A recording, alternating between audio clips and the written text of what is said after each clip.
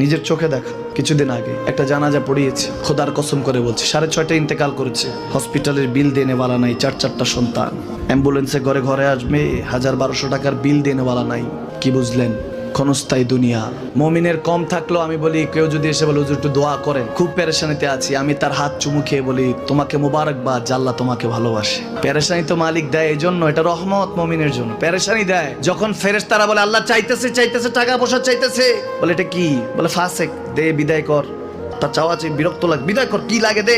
মুমিন যখন চাইতে থাকে আল্লাহ আমাকে কিছু লাগবে, যখন একটু করে চায় আমার মাটাকে সুস্থ করে দাও, বাবাটাকে আল্লাহ আমার স্ত্রীকে, আমার আমাকে একটু তৌফিক দাও, চাইতে থাকে মুমিন। আল্লাহ বলে যখন ফেরেশতারা দেখে মুমিন চাচ্ছে, দেরি করতে পারে না, তাড়াতাড়ি খাজানা নিয়ে দিতে নেবে, আল্লাহ বলে রাখোস না, এত তাড়াহুড়া কিসের? তার চাওয়ার মধ্যে তো প্রেম আছে, একটু চাইতে দেস না। থাকুক না মুমিন আর একটু পেরেশান, থাকুক না, থাকতে দেস না।